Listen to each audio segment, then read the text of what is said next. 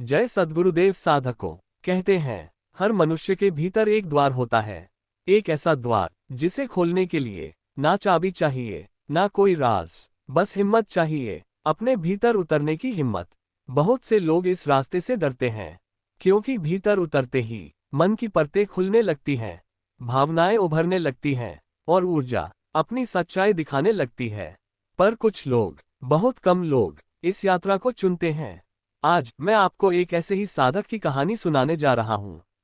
एक साधक जिसने बाहरी दुनिया से नहीं, अपने भीतर की दुनिया से मुकाबला किया। ये कहानी चमत्कारों की नहीं, बल्कि चेतना के जागरण की है। अगर आप तैयार हैं, तो चलिए हम इस यात्रा की पहली रात में कदम रखते हैं।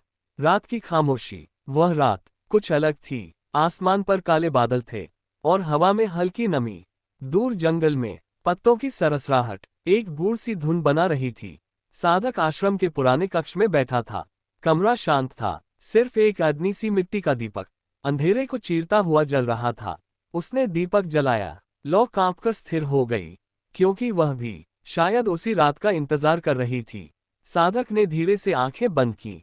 बाहर की हर आवाज धीरे धीरे छूटने लगी और भीतर एक नया संसार खुलने लगा। पहले सब सामान्य था, सांसें, धड़कन, कमरे की नीरवता। लेकिन फिर एक बहुत हल्की सी तरंग उसकी रीढ़ में उठी, इतनी हल्की कि वह इसे महज कल्पना भी कह सकता था।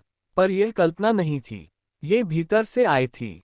साधक सीधा बैठ गया, सांस धीमी होने लगी, विचार शांत होने लगे और तभी एक गर्माहट फैलने लगी। पहले नाभि के पास, फिर छाती, फिर गर्दन तक, जैसे सुबह की पहली किरण अंधकार को धीरे धीरे हटाती है, वैसे ही यह शक्ति उसके भीतर उठ रही थी। वह हिला नहीं, उसने कोई प्रश्न नहीं किया, बस उस अनुभव को वैसा ही होने दिया। कई वर्षों तक जिस ऊर्जा के बारे में उसने केवल सुना था, आज उसका पहला स्पर्श उसे मिल रहा था। कमरा वही था, दीपक वही था, लेकिन साधक जान गया वह अब किसी नए द्वार पर पहुंचा है। एक ऐसे द्वार पर जहां से साधना सचमुच शुरू होती है। यात्राएं दो तरह की होती हैं, एक जो हमें दुनिया तक ले जाती है और एक जो हमें स्वयं तक। साधक ने दूसरी यात्रा चुनी थी। उसने पहाड़ नहीं चढ़े, जंगल नहीं नापे, उसने बस अपने भीतर उतरना सीखा। ऊर्जा का पहला स्पर्श, मन की शांति, भावनाओं का पिघलना और अंत में अस्तित्व की झलक, यही तंत्र साधना का सार है।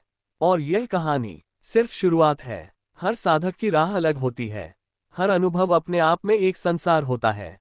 लेकिन एक बात निश्चित है, जो इस मार्ग पर चलता है वह कभी पहले जैसा नहीं रहता।